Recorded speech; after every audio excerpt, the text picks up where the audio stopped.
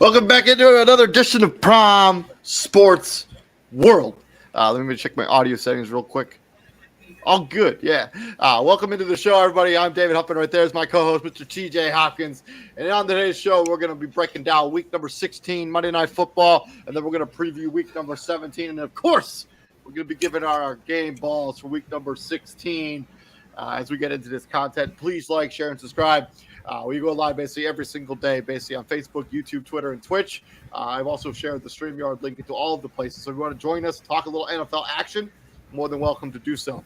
But yeah, welcome to the show. Welcome to the show, TJ. How are you, buddy? Same old. Just one day at a time. I got to go back to work tonight. Oof. How long you been off? 4 days. Oh, man. That's nice. I wish I had 4 days off. I tweaked something in my back. I don't know. I went home to my parents' house, right? And they basically sold off all my furniture at my parents' house. And I sleep on an air mattress that slowly deflates as I sleep on it. And I wrenched my back one night while sleeping on it, and it's just gotten worse and worse and worse. And now it's getting to the point where I can't sit on my favorite chair without being in excruciating pain. I'm gonna have to go to see a doctor. Just could have at least kept your bed. Jeez. Well, yeah, it is what it is. But no, it's just one of those situations, man. I thought it would get better, but just getting worse every day. So yeah, you gotta go see a chiropractor. That's been fun. Yeah, so I'm having a good time with all that, and I really don't know what's going on. I just can't explain why it's getting so much worse. But even sitting is pretty painful. I don't know what it is. Yeah, I can't tell you. Yeah. But let's get back into Monday Night Football. Let's talk a little bit about the magic of the NFL, where they just refuse to give us good primetime games. But we got a really good one this weekend. But Chargers 20-3 over the woeful Indianapolis Colts. Justin Herbert, just an okay game for him here. He didn't have to be that spectacular to win. 24-31, 235 and a pick. Austin Eckler put on 2 on the ground. Keenan Allen, lead receiver, 11 catches for 104 yards. Nick Foles came to the game because they thought he'd give him more of an explosive on offense. That did not work out that way. 17-29 for 143 yards and 3 interceptions. Zach Moss, leading rusher, as Jonathan Taylor still out. And Jelani Woods, who's actually quietly had a really good rookie season for the Indianapolis Colts, leading receiver for this team with 3 catches, 43 yards. As the Chargers basically won this game from sideline to sideline, goalpost to goalpost, wire to wire. And full disclosure, I went to bed after halftime because I was just tired of watching this. Yeah, it was a tough watch. It was, I don't know, I think I lost interest in it when I saw the Derwin James get ejected for the hit he had on, I forgot the receiver. But it was Paris Campbell. No, it was not Paris Campbell. Hold on one second. It wasn't Alec Pierce either. No.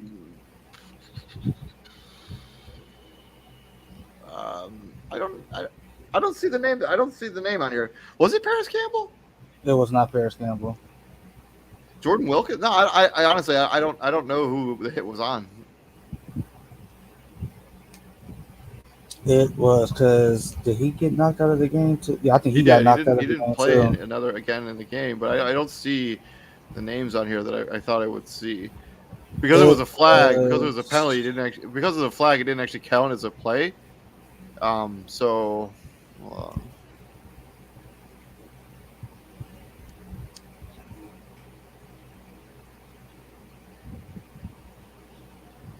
Austin Dooling. Okay, yeah, I was.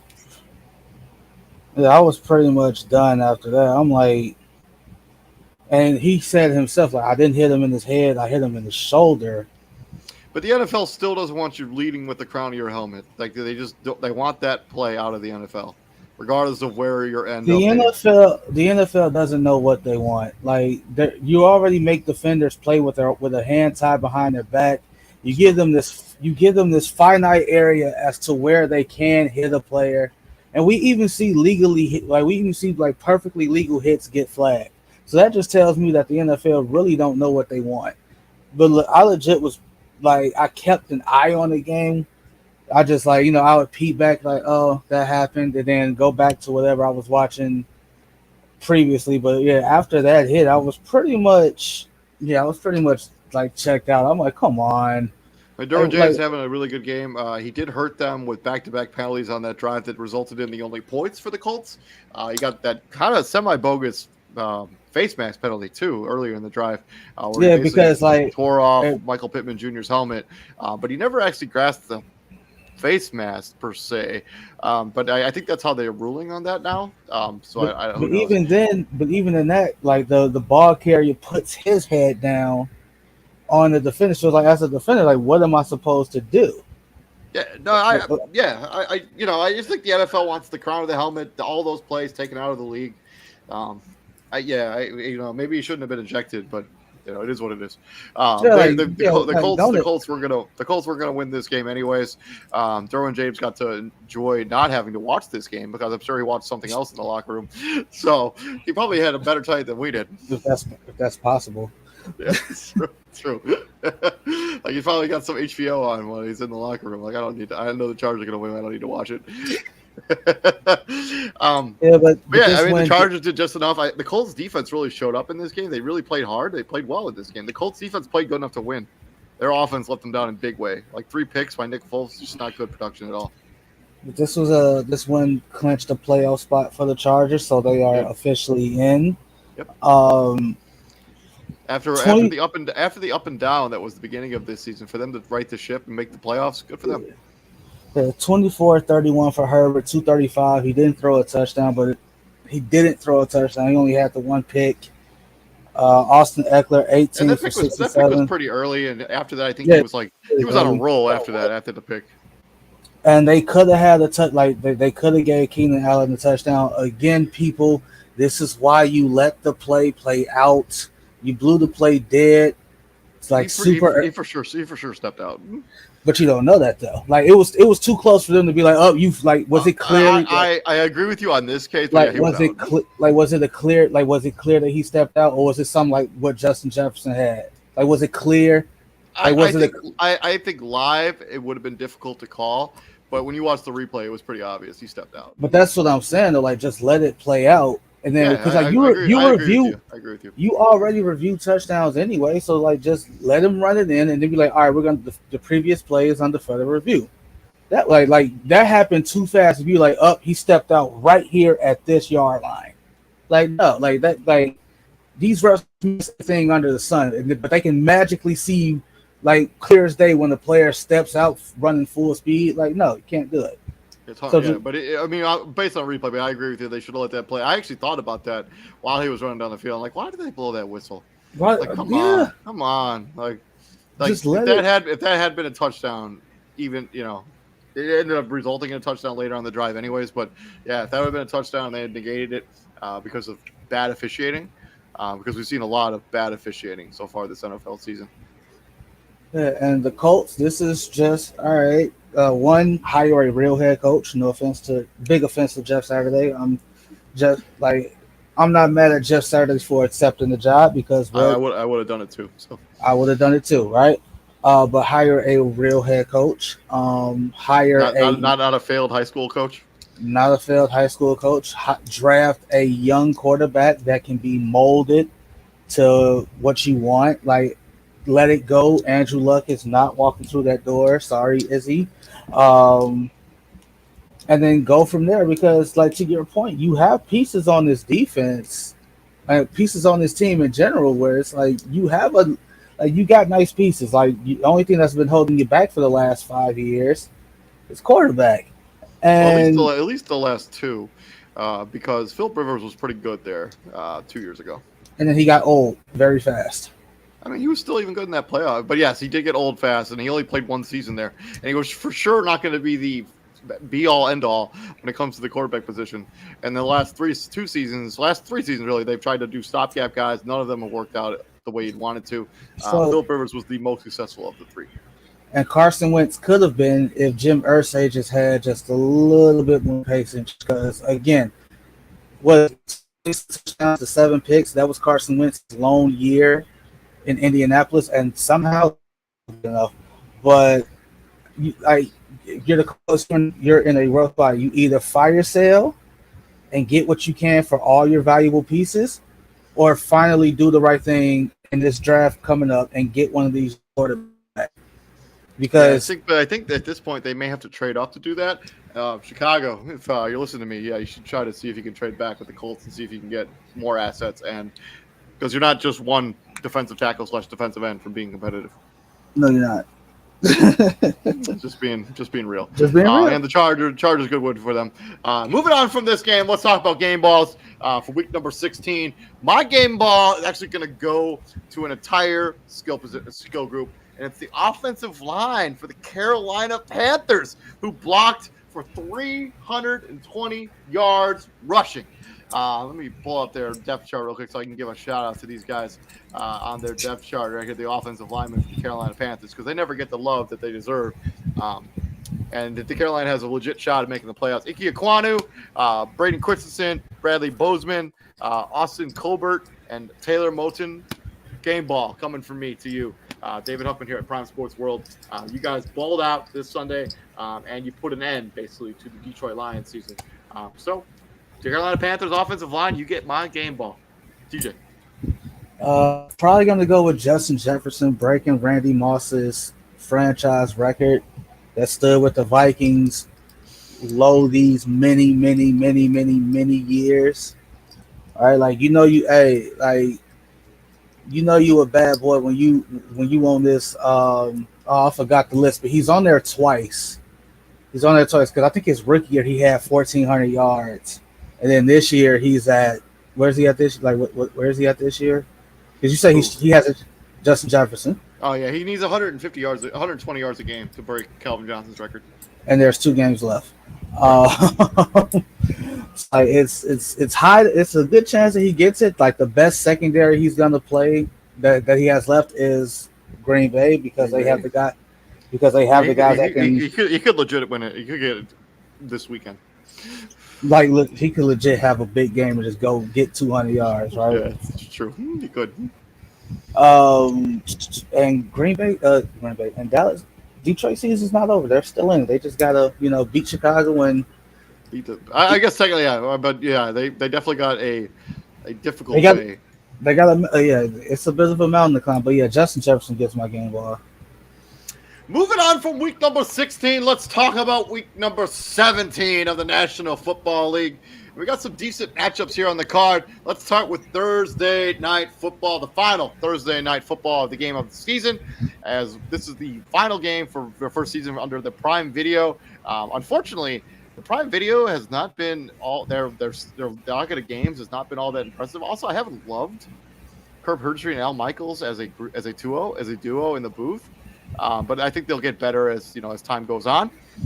But the game we get tonight, on Thursday night, Dallas Cowboys going up against the reeling Tennessee Titans. Cowboys 11-4, Titans 7-8. Cowboys fresh off beating the Carolina, obviously the Philadelphia Eagles, Tennessee losing again there to the Houston Texans. The last time these two teams played was in 2018. Titans won that game 28-14, doubled them up. How do you think this game's going to shake out for both of these two teams? Well, you're feeding Malik Willis to one of the best defenses in the league, and they're at home. It's going to go as well as Titans expected. are at home. Titans are on the thing. I have it flipped. You have it flipped. Yeah, my bad. Well, either way, this game is in Nissan Stadium in Tennessee. Either way, you're feeding a rookie quarterback to one of the best defenses in football. They don't have the offensive line, I don't think, to hold that pass rush together for long. Like, I really don't. They're only saving graces if they somehow, some way, like, can't contain Derrick Henry. If they somehow, some way, like, can't, like, if for whatever reason, like, what did they do against the Packers? Dallas did, like, they had Michael Parsons playing more off ball than on the edge, and it was like, yeah, I'm literally just gonna run Aaron Jones and all his blockers towards Michael Parsons because he's not on the edge. He's off the ball. So I'm coming right at him. And if they somehow do that this game, which I don't know why, it's just let Michael Parsons do what he does best, and that's rush the passer. Yep.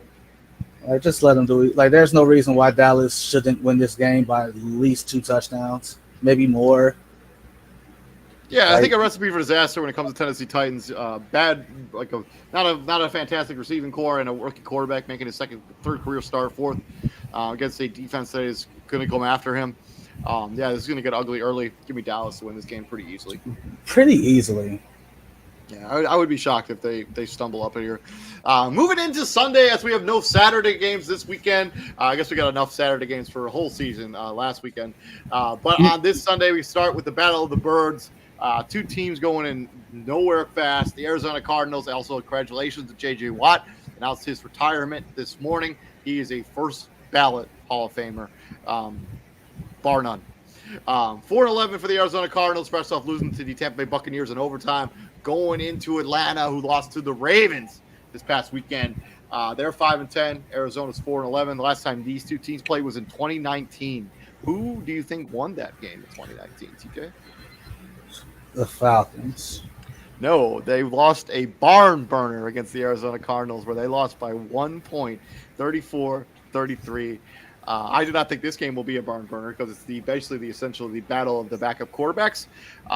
But I think I have liked what I've seen out of Trace McSorley a little bit better than what I've liked out of Desmond Ridder. And they still have TJ Hopkins there for the Arizona Cardinals. I'll take Arizona to win the game on the road. But I don't expect this to be a very entertaining football game for sure. Me personally, I really don't care. Like, I don't know. Like, with J.J. Watt announcing that this is it, like, that's pretty much going to be the focal point for the Cardinals these last 2 games because that's all they have going. That's really the only thing they got going for them.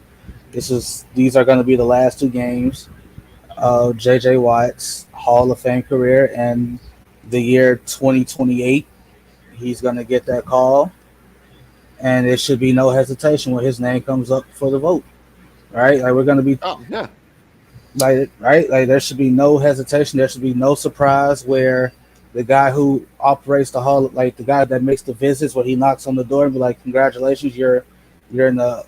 Well, I think he just retired, so I think this is the last. Oh, it's somebody else, right? It's somebody else. Right? It will be somebody else after this year because I know he showed up at Calvin Johnson's house and that video went viral. I do believe that guy retired. His name is totally escaping me, but this is his last season doing it.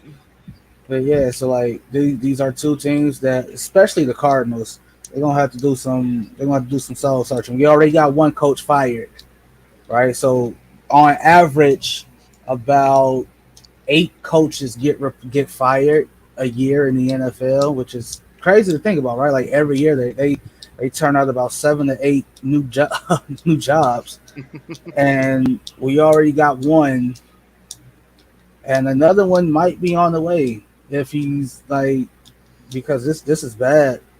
This is as bad as it's probably been since he's been there. Like Cliff Kingsbury is on the hot seat. Like this is bad. So I would not be surprised at all if they like, all right, you and Kyler aren't working. This is not where we thought we'd be. Yeah, I you got do it back. think that he's going to get. I think that dude. I think Cliff Kingsbury is going to get fired. So like I said, already got one job open. So yeah, Might David have Baker. David Baker is the name of the guy you're thinking of. He retired. So it's going to be somebody else showing up at people's houses, telling them they're going to the Hall of Fame. But yeah, this is a battle of the birds. I think Arthur Smith's job is probably safe based on what they have around him. But Cliff Kingsbury, Yeah. I would be semi shocked if he was back next season. I wouldn't either. Like his only saving grace for him to be back is that report that came out a week ago that said how much the NFL has to pay out to coaches that get fired too early because teams don't care. They really don't. So I don't even know why the NFL wasted the time with that report. It was basically saying stop firing. Like it was basically the NFL's way of saying please stop firing coaches too early. Just please I mean, it's the NFL. It's the owner's money. Do you think they care? They don't care. Moving on from that game, I was actually wrong. The Bears did not play the Minnesota Vikings this week. They go up against the Detroit Lions, who are fighting for their playoff lives after having lost to the Carolina Panthers. They're 7-8. The Bears coming in at 3-12, losing to the Buffalo Bills. Obviously, these two teams played earlier this season, and Detroit won a barn burner, 31-30. TJ, how do you think this game is going to shake out between these division rivals? Well, Detroit should win. Right? Should. It should win. It's just Detroit's having that season of all right. Detroit is basically a year, maybe 2 years ahead of where they probably should be. Yep. Maybe a year. 2 years is too far. Yeah, they're definitely a year ahead of where they probably should be. So now you're in the territory of which Detroit team are you? Are you the team that came in and beat the Vikings? Won 6 out of 7 games, or are you the team that let Carolina Panthers amass 350 yards rushing against you? So again, you won 6 out of 7, but you got to ask yourself at the start of the first 7 games of the season, you were 1-6. So it's which team are you? You want to be a good team, or do you want to be a bad team? There is no. Right now, you're basically in the worst place to be as a team, and that's in the middle. You're about a 500 ball club, and you don't want that because basically every week, every game from the halfway point of the season on is you're in win now mode because there are some teams that they're not going to be 500 teams. They're going to win their games. They're going to go on to the next one. So the Lions should win, but would I be surprised if we got another 31-30 like we did a couple weeks ago? Probably not. I'm just hoping that the Bears have a receiving core to show up to the game with, and not what we had this past week. Yeah, I don't necessarily think that'll be the case. I think they'll be rolling out whatever they had last week. Dante Pettis and all them the characters. Yeah. I also think I'm gonna take the Lions. I actually think this could be a really high scoring game. Both of these teams could put up offenses in bunches, especially this Detroit Lions offense, especially through the air. I will take the Lions. Yeah, and it's indoors where you don't have to worry about even though it's supposed to be nice in Chicago this weekend in the 50s. A 80-degree flip from what they played in Saturday to what they could have played if they played in Soldiers Field this weekend. 80 degrees. Oh my God. That's wild. I'm gonna take the Lions to win the game. I just think that Detroit.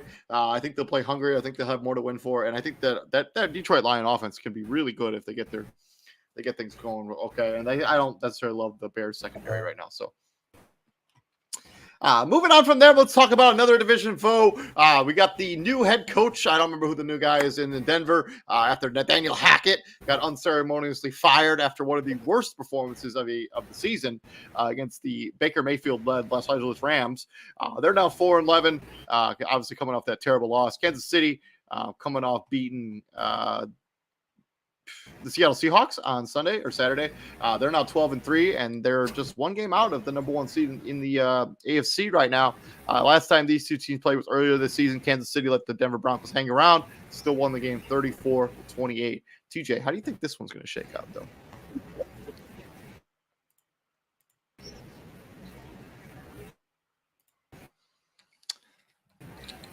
Did we lose you, TJ?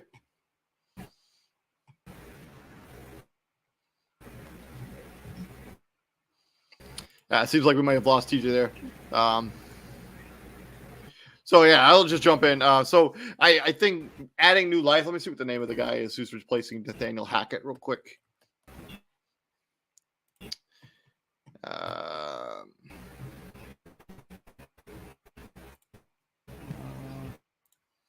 Once I figure out who that is,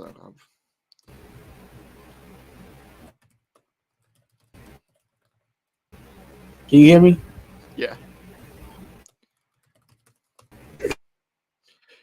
Jerry Russberg has been named the interim head coach. He was the I don't even know what his role was on this team before he became the interim head coach of this roster.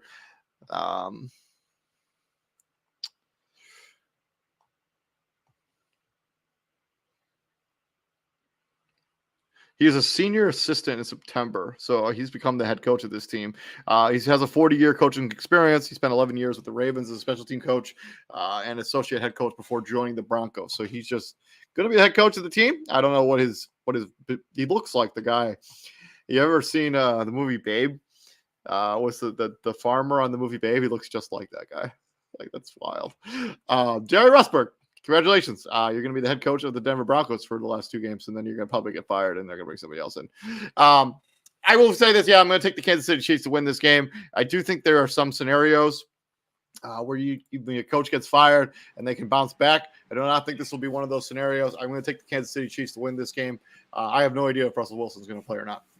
TJ. I don't think it matters. I don't think it matters if Russell Wilson plays or not. He has been absolutely abysmal this entire season. True. If I hear, he finally threw for more touchdowns than he has bathrooms. If I hear Broncos country, let's ride one more time. Did you hear that, TJ? He's got more touchdowns than bathrooms now. Yeah, I heard that, and so I just got to ask the $250 million question. What do you do if you go into next season, right? Mm-hmm. And the same thing continues, right? Like you fired the head coach, right? So it's going to be a new guy, right? It's going to be the system that he wants, that he runs. What happens when you hire the new guy and Russ struggles under that guy? Yeah, I don't know. I mean, they've already made the investment. Most of it's fully guaranteed. I know there's always a way to get out of contracts in the NFL, but yeah, if he doesn't play any better than this is kind of what they're stuck with. They laid their bed and they have to lay in it now. I'm not. John if that does happen, everybody's gonna get fired. John Elway will be gone. Whatever moxie he has from the Peyton Manning years will be gone forever. Well, if that's not already gone now. So, well, truth be told, it shouldn't even be there because I've said it for years. They haven't made the playoffs since they won the Super Bowl. Like, they've tried quarterback after quarterback after quarterback. None of them have panned out. They traded up for Paxton Lynch. He never panned out. I mean, they basically had a revolving door. They brought Brock Osweiler back for whatever reason. Trevor Siemian. It's just been. But I've said it for years, bro. Like, he shouldn't get credit for Peyton Manning. He didn't find Peyton Manning. He didn't discover Peyton Manning. Peyton Manning could have retired after that fourth neck surgery out of Indianapolis, and he still would have made the Hall of Fame, bro. Like, Peyton Manning was well and established before he decided to go to Denver. Right? I'm not even picking the winner for this game because I know the winner of the game. I know who's going to win the game. All right, like it's not a matter of fact. It's not a matter of if the Chiefs are going to win. It's by how much. Like how much are you going to win the game by? Like, I fully expect Pat Mahomes and Travis Kelce to be on the bench by the end of the third quarter with they hit like just chilling. Because Pat Mahomes probably gonna have like 350 by that point of the game. Yeah, I agree with you. Moving on from there, I guess every matchup's going to be divisional rival. As we got the Miami Dolphins going into New England, taking on the New England Patriots. Miami obviously lost 4 games in a row now as they fell to, remind me who they lost to this weekend. The Green Bay Packers going into New England, who come fresh off losing also, I think, 4 in a row. They lost most recently to the Cincinnati Bengals. Let me ask you something, TJ. Who needs to win this game more, Miami or New England? Oh, it's 100% Miami. It is 100%. Tua is in the concussion protocol. I have no idea what his status is going to be for this game. If I was a betting man, I would say he's not going to play. It's likely Teddy Bridgewater. This game is 100% more important to the Dolphins. I have no faith in the New England Patriots. Absolutely. I'm not having faith in a quarterback that one got benched for a dude named Bailey Zappi, and the offense looked. You can argue the offense looked better with Zappi at the helm than it did Mac Jones. And 2, Mac Jones, it's been 7 + 8 math. That's 15 games. It's been 15 games. Mac Jones has 9 touchdown passes. 9 in 15 games. Well, he did miss 2. 9 and 13. I mean, still, yeah, your point is still valid. I mean, it's pretty bad. That's pretty bad. Even with Teddy Bridgewater at the helm, this offense can still produce. It is now probably speculated that Tua played the entire second half with a concussion. I guess I don't want to quote unquote make excuses because he was just god awful in that second half, and all 3 of his picks came in the fourth quarter. They were just bad. They were just horrible picks. It was what did you see? What were you looking at to throw that pick, to throw that pass? Because whatever you saw, that wasn't it. I'm serious. That's just if it's true that they let him play with a concussion, then everybody there needs to be seriously investigated because what are you doing? It's true. I mean, they've made a point of emphasis to not allow stuff like that to keep happening, yet it continues to happen, especially this one player in particular over and over again. So it's on both fronts, right? So it's on the league offices for not noticing if Tua had any wobbliness or if he stumbled or anything, and then it's on the team for failing to recognize that too. Some should have been you should have saw somewhere. It's every pass was either a miss or a super high throw, and it should have been wait, hold on, that. I get the ball got there, but that's not how that's supposed to look. Yeah, and he's one of the quarterbacks that's known for his accuracy. For him to be inaccurate like that should have been a major red flag. Should have been looked at.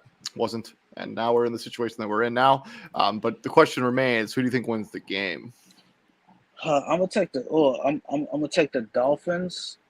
I don't feel good about it because I don't know what the weather is supposed to be like in New England. I imagine it's going to be similar to what we have in Fort Wayne, where it's going to be pretty nice. So 52 degrees at kickoff. That's what they're projecting. All right, so the weather shouldn't be a factor, but 52 in Miami is different than 52 in New England. Yeah, it's true. In 52 in New England, you're probably wearing shorts. If you're 52 in Miami, we're still wearing the winter coat. But I'm gonna go with Miami just because they're the better team. Better teams figure out how to, I think when it comes to the better unit, though, I still think the New England Patriots defense is the best unit that will be playing in this football game on Sunday. I'm actually going to take the Patriots to win the game. I think that defense is going to get after Teddy Bridgewater. I think they're going to stifle that offense a little bit. I do not think the Miami Dolphins will be able to run the ball at all in this game. Yeah, give me the Patriots actually win the game. Go home, get a quote unquote upset. I guess I don't know. Division roll. I don't know. I'm taking the Patriots to win the game. Yeah, I'm going Miami. I gotta go Miami. It wouldn't surprise me in any way if Miami did win the game, but I'm gonna go with the Patriots. As wrong as that feels for me to say. Moving on from this game, so not two divisional rivals. We got the Indianapolis Colts, who season's been over for a while, going into New York and taking on the Giants. The Giants really need to get a win here. They're 8-6-1. Indianapolis Colts 4-10-1. Last time these two teams played was in 2018. Do you remember who won that game in 2018? Who was this? The Colts and the who? Colts and the Giants. Was it the Colts? The Giants actually. Oh, the Colts actually. Yeah, the Colts did win that game. But another barn burner, or another 1 point difference between these two teams at 28-27 as the Colts win that game. I think Andrew Luck was still there. Yeah, and obviously, yeah, the Giants lost that game with the horn to Minnesota. Giants really need to fend off against the Green Bay Packers, who are coming on strong here towards the end of the season. And luckily, they get this cupcake for this second to last game of the season. I'll take the Giants to win this game. I have no faith in the Indianapolis Colts. None. No, but like at the same time, this is one of those games where it's like you can't take the opponent lightly because you will lose. I'm pretty sure the Detroit Lions took the Carolina Panthers lightly, and they ran for 300 yards on them. I'm not saying the Colts are going to do that, but that's just an example. Like, you're the Giants. Don't think you got an easy one. Just go in, handle your business, and then hope that the necessary parties that you need to lose so you can stay in this thing. 100%. Moving on from this game, let's talk about the battle in the NFC as you have the New Orleans Saints going into the city of brotherly love and taking on the Philadelphia Eagles, probably with Gardner Minshew as quarterback. More than likely a 13-2 fresh off losing to the Dallas Cowboys. The Saints fresh off beating the Cleveland Browns this past weekend. This game is in Lincoln Financial. Last time these two teams played was last season, or is that 2 years ago? Last season. Philadelphia hung up a 40-piece on the Saints and won the game. How do you think this one's going to shake out, TJ? Saints still alive in the NFC South. If they win out and get some help, they can win their division. Yeah, the same way. The same way. Like I did not think that there's going to be a 40-piece hung out in this game. But yeah, I also have the Philadelphia Eagles winning this game and effectively ending whatever hope the New Orleans Saints had at making the playoffs with this particular matchup. Yeah, give me the Eagles to win the game. They're going to be angry at the fact the way that Dallas Cowboy game shook out. Oh yeah, because again they had it. Like Gardner Minshew showed that hey, I'm not a bum. I can play in the NFL. I'm just a backup. Yeah, that's it. I mean, he's gonna be an in-demand player next offseason, I think. Depending on who throws him that bag. Well, he's gonna be I don't think he's gonna be a free agent. I think the Eagles are gonna try to trade him for something valuable. Yeah. Moving on from this game, let's talk about the Carolina battle. This is basically going to be for the NFC South title. Whoever wins this game is going to win the NFC South. We got the Carolina Panthers coming in at 6-9, fresh off beating the Detroit Lions, where they ran it down their throats. Going into Tampa Bay and Raymond James Stadium, taking on the Buccaneers, fresh off beating the Arizona Cardinals in overtime. Obviously, last time these two teams played, the Carolina Panthers put a beat down on Tampa Bay 21-3. That game was in Carolina. But how do you see this one shaking out now that we got the rematch later on down the season at 6-9?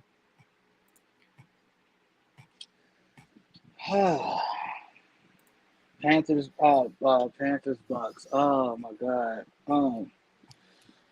Well, Tom Brady has come out and said that it is unlikely. The thought of retiring hasn't crossed his mind, and I just want to ask him why not. Well, in his defense, he hasn't had to watch himself play yet. That's a lie. I mean, not live. But like he sees the film. He watches he watches the film every night. I was half kidding, dude. He watches the film every night. I know he does. I know he sees that. Like, bro, like his passes are either short at or barely past the line of scrimmage. Like that's not the Tom Brady that we've grown to know, and that's not the Tom Brady that you've grown to hate, right? It's true. That's definitely true. Like I just go in. Like there's no reason why this game should be close. Like I'm looking at it. Like when I click on it, bro, like this game is a dead heat. It's a 50. Like this is a 50-50 game. I mean, as it should be. I mean, Carolina's been excellent as of late. I mean, they've really bounced back after firing their head coach. I mean, Matt Rule. I mean, this is a team that's won 3 out of the last 4 games, 5 out of the last 6, or 4 out of the last 6 games, to even be in this kind of position. And it all kind of started when they beat the Falcons 25-15. This has become a team with an identity. They run the football. They know who they are. When you look at Tampa Bay, I don't know if you know who they are. They don't know. Like what do they do well right now? Nothing. They did nothing well. I'm actually going to take the Carolina Panthers to win the game. I just like what I've seen out of them, especially with their ability to commit to the running game. And Sam Darnold's done just enough with his arm to not hurt the team. I'm going to bet against Tom Brady for the umpteenth time and probably end up paying for it again. But I will take Carolina to win the game. I'm going again in this situation. I'm still going Tampa Bay just because their quarterback is better than the next guy. All right. Also, like last time these two teams played, Mike Evans dropped what would have been the easiest touchdown of his life. It's true. I mean, where has Mike Evans even been the last 3 weeks, dude? Like his numbers are abysmal. I also think this is the first. Mike Evans been in the league 8 years, 9 years. Yeah. This is his first time missing the Pro Bowl. Wow. I mean, if he's not careful, this also could be the first season he doesn't have 1,000 yards. He needs to get basically 70-ish, 83 yards in the final 2 games. 2 games in order to eclipse 1,000 yards. Based on what he's done the last month or so, I don't know if that's going to be in the cards. I mean, he's got 31, 59, 44, 83, and then 29. Like, you put those numbers together, if he has a 29 and a 44, he's not going to get to 1,000 yards. So and that's crazy to think about too. Like, dude, like you've been in the league 8-9 years and you've had 1,000 yards each season. And then the one time you like the one bad year, you still need basically 80 yards to get 1,000 yards. Yeah. Well, 1,000 yards isn't really the threshold, the plateau that it used to be. I mean, I think it's not, but it shows that consistent greatness is a thing. 100%. But yeah, I'm taking Carolina Panthers. Who are you gonna? Did you make a pick? I said Tampa Bay. Okay. Moving on from this game, we got the Cleveland Browns and Deshaun Watson, fresh off losing to the New Orleans Saints, going into Washington to take on the Commanders, who are fresh off getting beat down by Brock Purdy and the San Francisco 49ers. Last time these two teams played was in 2020, where the Cleveland Browns put up 34 points and won that game 34-20. But how do you see this one shaking out, TJ? Ass whooping. Wait, who was this again? This is the Cleveland Browns and the Washington Commanders. Oh, this could be an ass whooping. Like, it really could be. Washington at home is Washington at home is tough. And they brought Chase Young back, who's going to get after the quarterback. Chase Young back. I still disagree with that, but nonetheless, he's playing. This is what it is. You're feeding Deshaun Watson to one of the best pass rushes in the whole league, and it's just good luck. And not to mention, like, Deshaun Watson hasn't been good so far this season. Like, I know he's getting shaking off some of the rust, but he hasn't been remotely good this season. No, he hasn't. And they're not really playing for anything anymore. They've been eliminated from playoff contention, I believe. Cleveland? Yes, they have been eliminated from playoff contention. Cleveland's out. So Washington, they got to put out all the stops. Yeah. I mean, they still have Seattle at their. Seattle's right there. Detroit's right there. The Packers are still right there. So right, if the playoffs started today, the Washington would be the last playoff team. Yeah, so, their prize is the Minnesota Vikings. Right? Yeah. I'll take the Washington Commanders to win this game. I think the Cleveland Browns they're finished. I think the Washington Commanders are going to play with a little more sense of urgency. I think they need to have this game. I also think Carson Wentz will get the start in this game for the Commanders. So yeah, give me Commanders to win the game. Yeah, I'm with you on that one. To the final game in the early afternoon, we got the Jacksonville Jaguars, fresh off coming off beating the Tennessee Titans. They beat the Jets. Jets started on Thursday Night Football at 7-8. They're going into Houston, who they beat the Tennessee Titans. They're 2-12-1. Obviously, the last time these two teams played, the Houston Texans actually got the victory, 13-6. This game obviously means a lot to both teams. If you're Houston, you probably don't want to win another game, risk losing that first overall pick. If you're the Jacksonville Jaguars, you have the AFC South locked up as long as you don't misstep here down the stretch. How do you think this game's going to shake out for these two AFC South opponents, TJ? Yeah, if the Jags don't hang up 40 on this team, like 40 might be a bit of a reach. But if they don't beat this team, then come on, man. Like seriously, like come on, man. I agree with you. I do think the Jacksonville Jaguars, I don't know about 40, but I think they'll get 25. I think that'll be enough to win the game. I don't think there's any incentive whatsoever for the Houston Texans to win another game. The Jacksonville Jaguars are going to win this game, and they're going to end up winning the AFC South. Yeah. Moving over into the late afternoon window, we got the San Francisco 49ers coming in at 11-4, fresh off beating down the Washington Commanders, rolling into Las Vegas, fresh off getting beat by, wait a minute, I don't remember who they played. The Pittsburgh Steelers there on the Sunday Night Football. They're 6-9. They are still technically alive for the wild card spot. Not for long, yeah, probably not for long after they get through the cheese grater that is the San Francisco 49ers. San Francisco last time they played was last year. San Francisco won 34-10. I actually expect it to be a very similar result here this season. The San Francisco 49ers defense is for real. 34-10 could be the final score of this game too. I'll take San Francisco to win big against the Las Vegas Raiders. Yeah, I don't see much going right for the Raiders this game. Like I really don't. Like it's just so disappointing. And I understand injuries happen. They do. Like Waller and Renfro have been like I came counting the amount of games that Jacobs, Adams, Renfro, and Waller have all played together. So the number is 2. Thank you for that. Did not know that. Like 2 games with your top 4 weapons at the same time. That usually results in 6-9, maybe worse. Yep. And when you're going up against the San Francisco 49ers defense is as good as this is, yeah, it's going to be a tough way to. On a different note, I think Josh Jacobs is just done. I think he's done. I think he's done with the Raiders. I mean, maybe. I mean, they didn't pick up his 5th-year option. He's going to be a free agent after this season. He actually leads the NFL in rushing yards right now.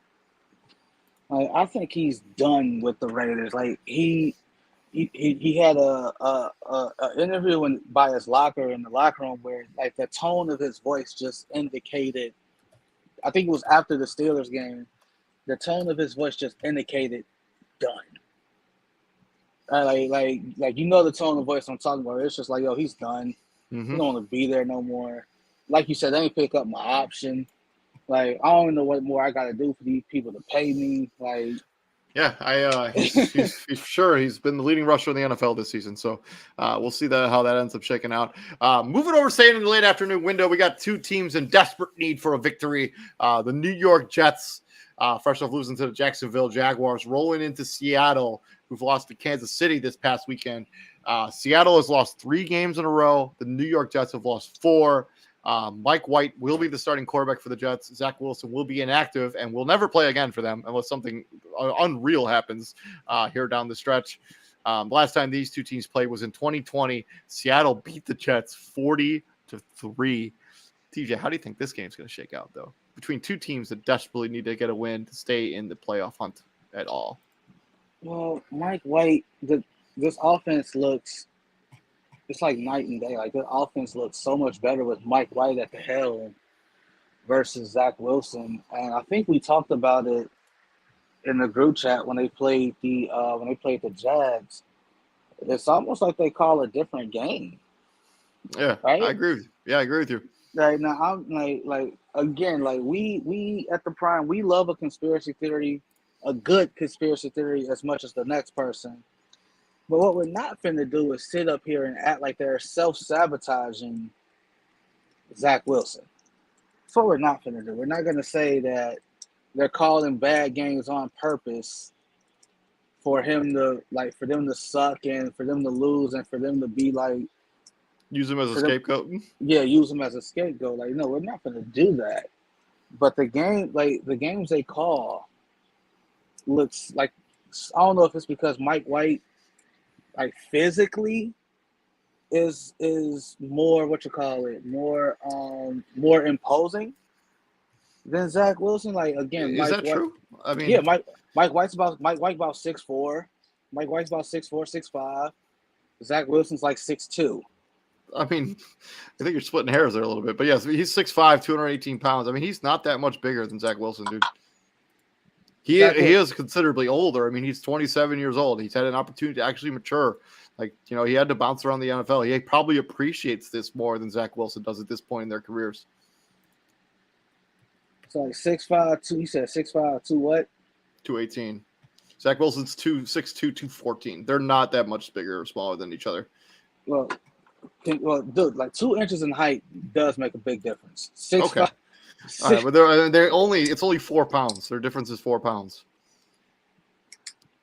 Either way, 6'4", like 6'4" in the huddle makes a bigger difference than 6'2", mainly because 6'4" can see the whole field versus 6'2" really can't. Okay. No, seriously. All right. Okay, Zach Wilson can't even keep the job. Zach Wilson can't even keep the job, David. I know, but it has nothing to do with their stature and how they're built. I mean, that's not ridiculous. So Peyton Manning would have been the same thing. So Peyton Manning would have been the same if he was 6'2". Yeah, but we're not comparing Peyton Manning and. That's not what I'm doing. I'm answering the question. You're comparing Mike White and Zach Wilson. Like, neither of those guys are Peyton Manning. Peyton Manning would have been. That's not the point I'm making. Peyton Manning would have been the same guy if he was 6'2". No, of course not. Then. Probably. He probably would have been. But you don't know that. He's Peyton freaking Manning. He would have been fine. He could have been 5 foot nothing, and he could have still been Hall of Fame quarterback. Right, because 5 foot nothing quarterbacks were killing the league back then. You know, it would be like the Muggsy Bogues of the NFL. He'd just be throwing hella touchdowns, and he'd be fine. No, but I don't know. Like, it's coming down to Mike White versus Geno Smith, and this team just gravitates towards Mike White a hell of a lot better than they did Zach Wilson or even Joe Flacco for that matter. Like, it's almost like they play with an extra pep in their step. Like you see that, like the receivers, like they just. I agree with you. I mean, the offensive line seems to block better for him. Like you watch it. Zach Wilson literally got killed, and they brought this Mike Streveler guy in, who is a big human being. Like, he is a very large man. Like he might not be that much taller than them, but he looks chunkier and built. He's actually shorter than both those guys. So I don't even know, but he looks like a huge human being. He's from Crystal Lake. Fun fact.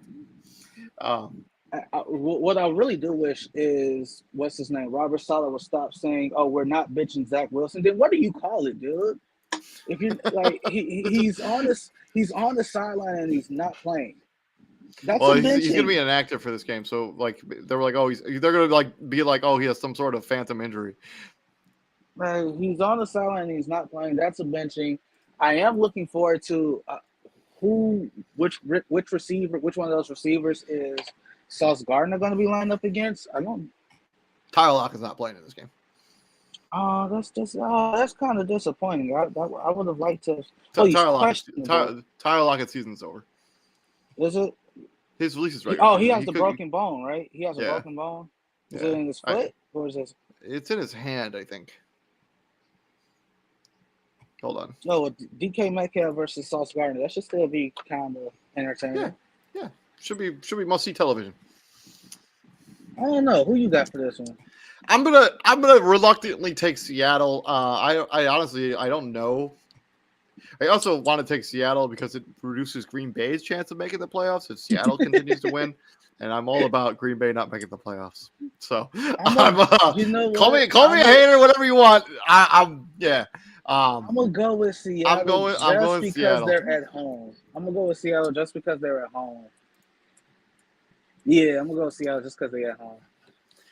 Moving on from this game, we got the battle in the NFC North, and this is going to decide the fate of the Green Bay Packers for this season as they're 7-8, rolling off that win against the Miami Dolphins. Actually, I think they've won 3 in a row.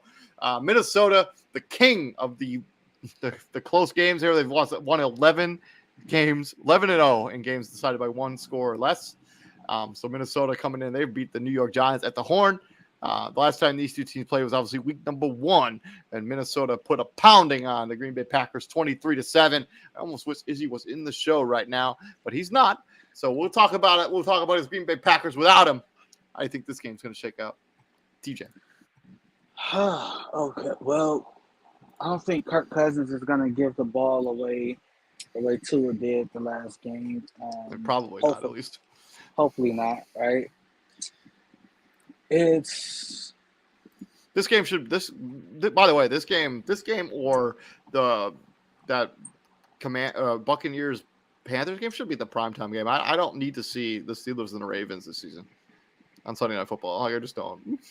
Yeah, like we're at the stage of the season where you can flex games, and they've been doing it all season. Like all of a sudden, what is it, like Art Rooney got me like, oh, you're not flexing my Steelers out of prime time. I'll come after you. You will never be judging me before. No, like I imagine.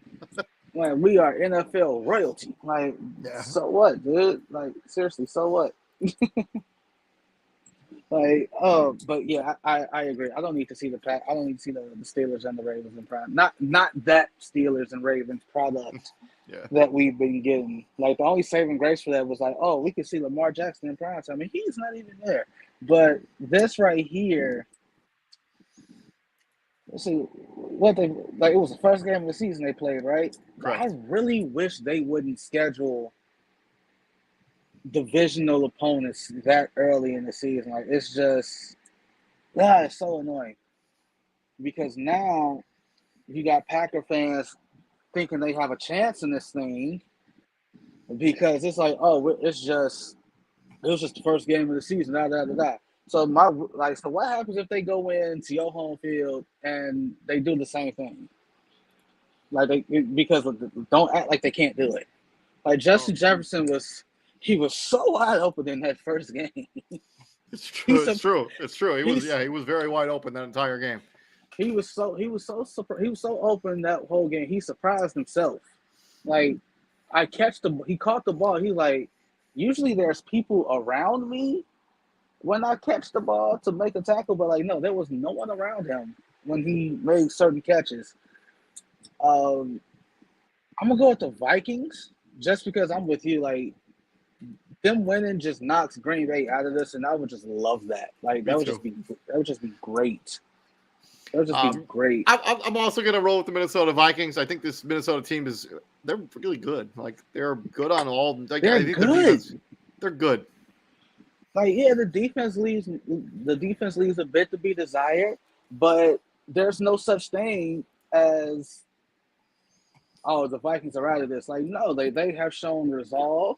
Mm-hmm. They've shown toughness, like mental fortitude. And in any other season, Kirk Cousins would be an MVP candidate. Oh, absolutely.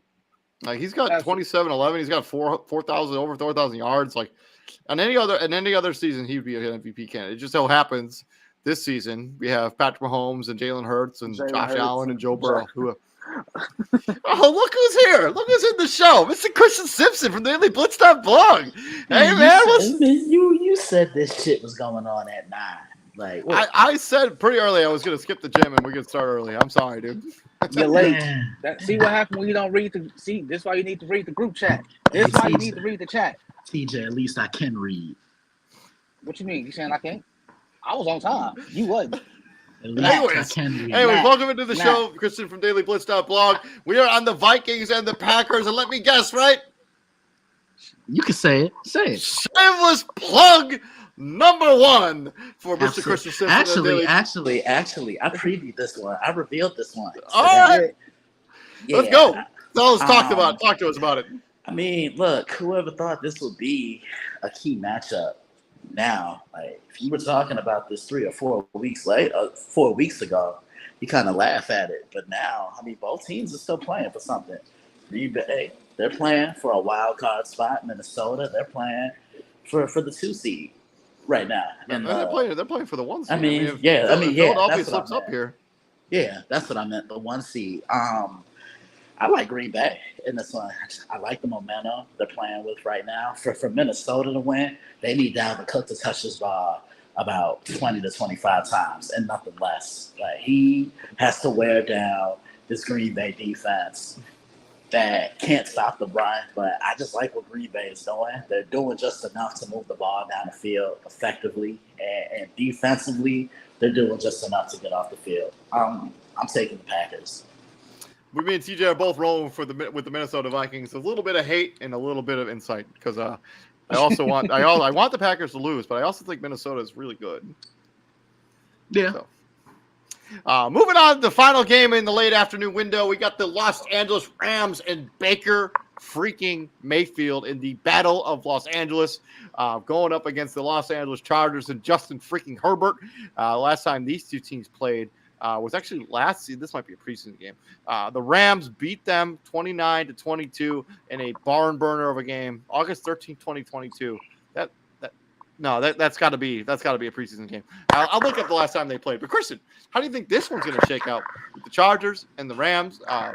Bosa potentially practicing this week. Rashawn Slater too, potentially returning to practice this week as well. Yeah, they're getting reinforcements back at the right time. I'm taking the Chargers. Man, looking at this on the schedule at the beginning of the year, you think, man, this is a game we could be talking about. Both teams trying to make the playoffs. One of them just clinched the playoff spot yesterday, but I'm taking the Chargers. I think that defense is going to get after Baker, and I think that offense is going to be too much for that Rams defense. So last time these two teams played was in 2018. Los Angeles Chargers, Los Angeles Rams. The Rams won that game 35-23 on September 23rd, 2018. TJ, who do you think wins this one? Doesn't matter. Like the Chargers should, right? But I mean, Baker Mayfield's played his best football maybe ever. Yeah, answer the question, boy. Hey, just because you was late, don't mean you can act. You know, like David, he gonna have to see me after this show. That's baseball voice. Boy, I'm older. You know what it is. That baseball voice. I'm older. Oh man. Okay. The Chargers should win this one going away. Like they're at home. It's their home game. The Chargers should win this one going away. Like, it don't matter if all right, like there's not enough that this Rams offense can do, right? Like they just can't do it. Right? There's not enough. Like the offensive weapons, it's just not enough all the way around. Defensively, they shouldn't be able to stop this Charger offense, and offensively, they shouldn't be able to make the Charger defense struggle. First off, you have no one to block Khalil Mack. That's true. Good luck on that front alone. And if Joey Bosa come back into the equation, I don't think he'll actually play in this game. I think he's just returning to practice. If he's returning to practice and he looks good in the practice, there's a very good chance he plays. I would be semi-shocked if he actually played this week, because he's just returning to practice. I don't think they need him to win anyways. Give me the Chargers win this game.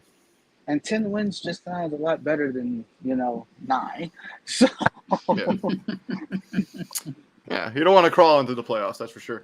Speaking of crawling into the playoffs, we got the Pittsburgh Steelers on Sunday Night Football, who are still alive at 7-8 and still have an opportunity to have a winning record under Mike Tomlin at 7-8, going into Baltimore, who could still win the division, I think. No, I don't think they can actually. They're 10-5. Baltimore 10-5, fresh off beating the lowly Atlanta Falcons this past week. The Pittsburgh Steelers obviously beat the Raiders there on Sunday Night Football. Last time these two teams played, the Ravens edged out the Steelers 16-14. But I do think the result's going to be different. Tyler Huntley's still going to be the starting quarterback here for the Baltimore Ravens.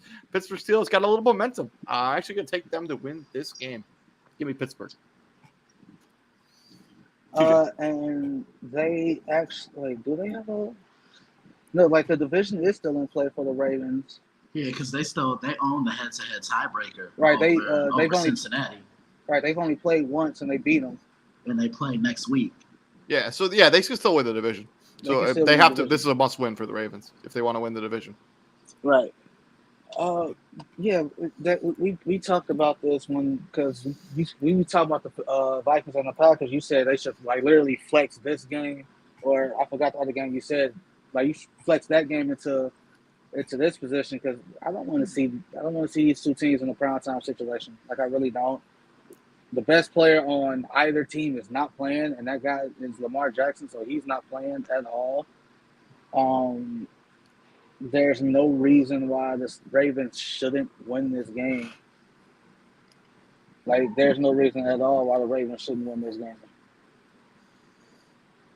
All right, David. You know what it is. Up, here we go. Shameless plug number 1, baby. 2. Nah, this is number 1. This is number 1. Because he already one of his shameless plugs already got dropped. Yeah. I'm kind of glad that they put this on Sunday night. You know, this is always a slugfest whenever they play. I could see maybe 20, 21 points at the most deciding this one. But my question is, which Ravens show up? You know, sometimes I feel John Harbaugh's lost this locker room at times. And I hate to say it, but there's also been moments where I feel the Ravens are soft. Like, you wouldn't see 4 blown leads. That's because you're disrespectful. What you mean because I'm disrespectful? What you mean? I said it. Like anytime you say something like John Harbaugh has lost his locker room, yeah, that's disrespectful. No, it's not. That's just. No, it's not. I said what I said. I mean, losing the Ravens locker teams room of the past don't let 4 in 10-5. They're also they are also 10-5. I mean, they've been very good this season. Yes, there have been moments this season where they have let leads slip away. That they're the number 1 seed if they don't do that. Yeah, they are. The Steelers, like David said, they're playing with a lot of momentum right now. I previewed this one a mile. I'm gonna look out for it.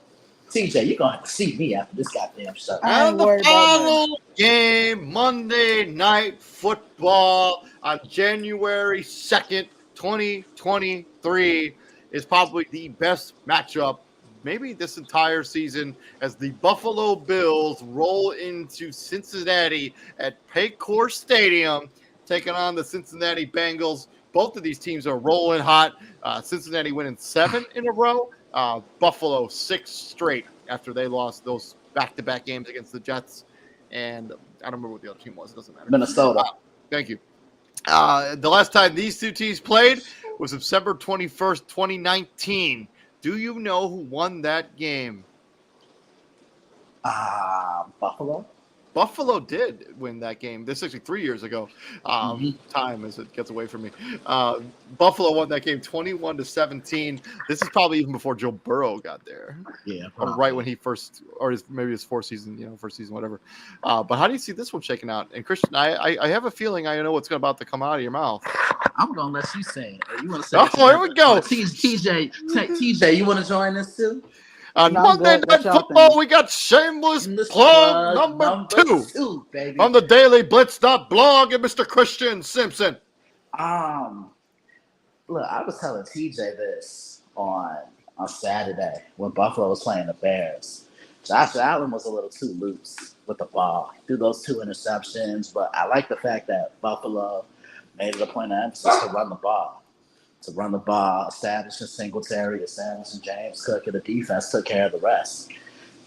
This might be the best offense outside of Kansas City that Buffalo is going to see on Monday night. Like, this Bengals offense is quick, they're electric, and they can't blitz. I think that's the major key because if you blitz Joe Burrow, he gets the ball out of his hands quickly. Cincinnati didn't like the fact Burrow threw the ball as many times as he did the other day. Got to get that running game going.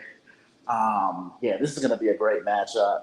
I see this coming down to the fourth quarter. I think the team that has the ball in the final possession is going to win the game. I previewed this one on Thursday, so be on the lookout for it. TJ. I just hope Buffalo don't go into the game thinking they can run up and down the field on the Bengals like they did the Bears, because they will be sadly mistaken. I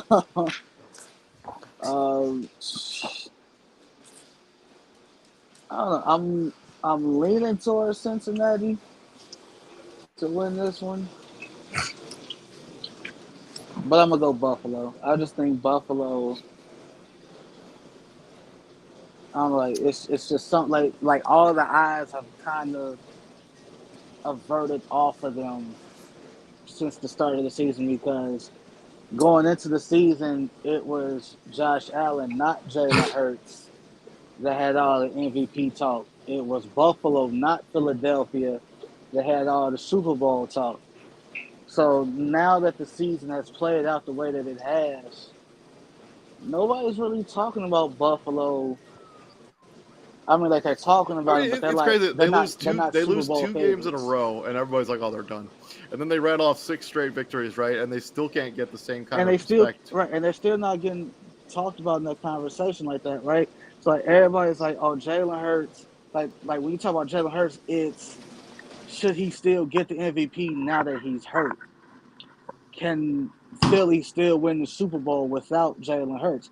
Buffalo's just pretty much just in the cut. Like, okay, yeah, keep looking at Philly, keep looking at Minnesota, keep talking about Kansas City. Y'all keep doing that. We're just gonna keep winning and winning and winning. And the other thing is, they've won some like the messy, dirty games where they've had to come back and pull out fourth quarter victories. I'm also going to roll with Buffalo. I think Cincinnati. I think at times they get a little bit complacent as well. I saw it against the New England Patriots last week, where they got that big lead and they just kind of let the Patriots hang around. Don't forget 2 weeks ago against the Tampa Bay Buccaneers, they were losing that game 17-3, and then an epic collapse by the Buccaneers is the reason they were able to win that game. So, yeah, I'm going to take Buffalo. I'm taking Buffalo. Yeah, I'm going to go Buffalo, too. But yeah, that's been our picks for week number 17 of the National Football League. Before we get up out of here, Christian, one more thing before we get up out of here, because we get to see all your shameless plugs. What else are you previewing this week in the National Football League and in college football, if you want to plug that stuff as well? Besides the Steelers and the Ravens, besides Buffalo and Cincinnati, what we talked about, I'm doing TCU in Michigan on Friday. I think that's going to be a really entertaining matchup. You look at TCU, they got here, Max Duggan, have a pretty solid offensive attack. Max Duggan, Kendra Miller, Quentin Johnson kind of reminds me a little bit of a quicker Brandon Marshall, and then Ted Barber. He's the guy you got to worry about when you overcompensate for Quentin Johnson. They have a fast defense in Michigan. Michigan's playing their best football right now when it matters most. You saw it in Columbus against Ohio State, handled their business against Purdue, and they're playing with a chip on their shoulder. They know what happened to them last year. They were the 2 seed last year in the playoff. Now they're the 2 seed again. That's going to be a fun matchup on Saturday. Ohio State, Georgia. This was a matchup I have been talking about wanting to see back in October, because I think Georgia has the formula to beat Ohio State, and that's a physical defensive line. You got to put pressure on C.J. Stroud. Something has to give it, because Ohio State averages about 500 yards of total offense a game, and then Georgia, they're ranked 9th nationally in total defense, and they give up under 300 yards a game. So let's talk about strength facing strength. It's a great time for football. The NFL regular season is closing out. College, we're going to see who's going to be playing for a natty in a couple of weeks. And yeah, that's been our Week 16 Monday Night Football recap. We also gave out our game balls, and we also talked about Week number 7 preview and predictions. Thank you very much for joining us. Please like, share, and subscribe to the podcast. I'm joined here by my co-host, Mr. TJ Hopkins, and from the Daily Blitz blog, Mr. Kristen Simpson. Gentlemen, what do we do here at the Prom, my friends? We bring the heat. We bring the heat. That is correct. We do. And it's coming here. It's going to be 50 degrees at Fort Wayne by the end of the week. Man, I cannot wait. I'm wearing my shorts. It's going to be great. Of course you're wearing shorts. But yeah, you all stay classy out there and stay healthy. We will see you guys all again tomorrow. Me and TJ are going to be doing the crossover, and we're going to bring you the Fantasy Football Weekly Show as both of those, as that stuff's going on. Keep an eye out for that content. Y'all have a good night and stay safe. Peace out, gentlemen. See you.